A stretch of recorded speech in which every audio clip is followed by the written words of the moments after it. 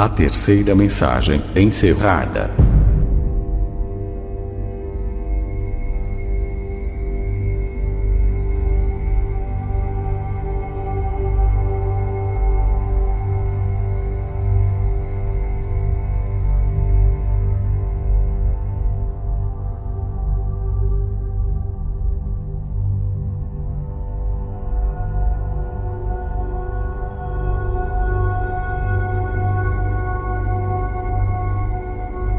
Primeiros Escritos, capítulo 67.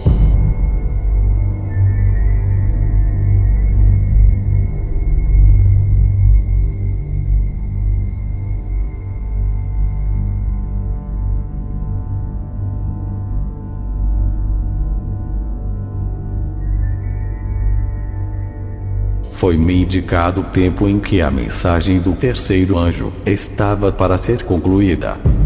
O poder de Deus havia repousado sobre seu povo. Tinham cumprido a sua obra, e encontravam-se preparados para a hora de prova à sua frente. Tinham recebido a chuva serôdia, ou o refrigério pela presença do Senhor, e se reanimara ao vívido testemunho. A última grande advertência tinha soado por toda parte e havia instigado e enraivecido os habitantes da terra, que não quiseram receber a mensagem. Vi anjos indo rapidamente de um lado para o outro no céu. Um anjo com um tinteiro de escrivão ao lado voltou da terra, e informou a Jesus que sua obra estava feita, e os santos estavam numerados e selados. Então vi Jesus, que estivera ministrando diante da arca, a qual contém os 10 mandamentos, lançar o incensário. Levantou as mãos e com grande voz disse: está feito. E todo o exército dos anjos tirou suas coroas, quando Jesus fez a solene declaração: quem é injusto, faça injustiça ainda. E quem está sujo, suje-se ainda. E quem é justo, faça justiça ainda. E quem é santo, seja santificado ainda. Apocalipse 22:11. Cada caso fora decidido para a vida ou para a morte. Enquanto Jesus estivera ministrando no santuário, o juízo estivera em andamento pelos justos mortos, e a seguir pelos justos vivos. Cristo recebera seu reino, tendo feito expiação pelo seu povo, e apagado os seus pecados. Os súditos do reino estavam completos. As bodas do Cordeiro estavam consumadas. E o reino e a grandeza do reino sob todo o céu foram dados a Jesus e aos herdeiros da salvação, e Jesus deveria reinar como Rei dos reis e Senhor dos senhores. Retirando-se Jesus do lugar santíssimo, ouviu o tilintar das campainhas sobre suas vestes. E, ao sair ele, uma nuvem de trevas cobriu os habitantes da terra. Não havia então mediador entre o homem culpado e Deus, que fora ofendido. Enquanto Jesus permanecera entre Deus e o homem culposo, achava-se o povo sob repressão. Quando, porém, ele saiu de entre o homem e o Pai, essa restrição foi removida, e Satanás teve completo domínio sobre os que afinal não se arrependeram.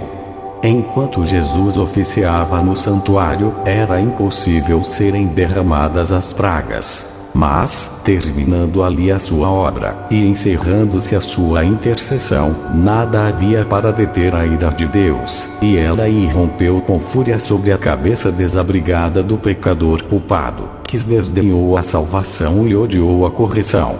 Naquele tempo terrível, depois de finalizada a mediação de Jesus, os santos passaram a viver à vista de um Deus santo, sem intercessor. Cada caso estava decidido, cada joia contada. Jesus demorou um momento no compartimento exterior do santuário celestial, e os pecados que tinham sido confessados enquanto ele esteve no lugar santíssimo, foram colocados sobre Satanás, o originador do pecado, que deve sofrer o castigo deles. Vi então Jesus depor suas vestes sacerdotais e envergar seus mais régios trajes. Sobre sua cabeça havia muitas coroas, uma coroa encaixada dentro da outra. Cercado pelo exército dos anjos, deixou o céu. As pragas estavam caindo sobre os habitantes da terra. Alguns acusavam a Deus e o amaldiçoavam. Outros precipitavam-se para o povo de Deus e pediam que lhes ensinassem como escapar dos seus juízos. Mas os santos nada tinham para eles. A última lágrima pelos pecadores fora derramada, a última oração aflita fora oferecida, enfrentado o último peso de cuidados pelos pecadores, e dada a última advertência. A doce voz de misericórdia não mais os haveria de convidar. Quando os santos e o céu todo estiveram interessados em sua salvação, não tiveram eles o menor interesse por si. A vida e a morte foram sido colocadas diante deles. Muitos desejavam a vida, mas não fizeram esforços por obtê-la. Não optaram pela vida, e agora não havia sangue expiatório que para purificasse o culpado, nenhum salvador compassivo que pleiteasse a favor deles e clamasse: poupa, poupa o pecador por mais algum tempo. O céu todo se uniu a Jesus, quando ouviram as terríveis palavras: está feito. Apocalipse 16:17. Está consumado. João 19:30. O plano da salvação se cumprirá, mas poucos tinham escolhido aceitá-lo. E, silenciando-se a doce voz de misericórdia, o medo e horror apoderou-se dos ímpios. Com terrível clareza ouviram as palavras: tarde demais. Tarde demais. Os que não tinham prezado a palavra de Deus iam apressadamente de um lado para outro, vagueando de mar a mar e do norte a oriente, em busca da palavra do Senhor. Disse o anjo: eles não a acharão. Há uma fome na terra, não fome de pão, nem sede de água, mas de ouvir as palavras do Senhor. O que não dariam eles por uma palavra de aprovação por parte de Deus?